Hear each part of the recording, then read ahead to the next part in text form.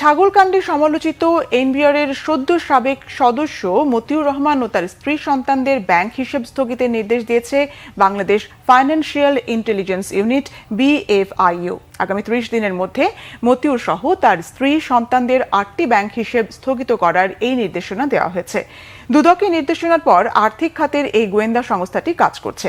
আগামী 5 কার্যদিবসের মধ্যে এসব ব্যাংক হিসেব খোলার ফর্ম, KYC, লেনদেন বিবরণী ইত্যাদি তথ্য সহ সরবরাহের জন্য নির্দেশ দিয়েছে BFIU। আর্থিক খাতের গোয়েন্দা সংস্থাটির পাঠানো এই সংক্রান্ত চিঠি দেশের সব শেয়ার বাজার মধ্যস্থতাকারী প্রতিষ্ঠান ও মোবাইল ফাইন্যান্সিয়াল সার্ভিসের শীর্ষ কর্মকর্তাদের পাঠানো হয়েছে। ছাগলকাণ্ডের পর মতিউর রহমানকে কাস্টমস, এক্সাইজ ও ভ্যাট অ্যাপিলেট ট্রাইব্যুনালের প্রেসিডেন্ট পদ থেকে সরিয়ে দেওয়া হয়েছে। তাকে সরানো হয়েছে সোনালী ব্যাংকের পরিচালক পদ থেকেও। এদিকে মতিউর, তার প্রথম স্ত্রী লায়লা কানিজ ও ছেলে আহমদ তৌফিকুর রহমানের বিদেশ যাত্রায় নিষেধাজ্ঞা দিয়েছে আদালত।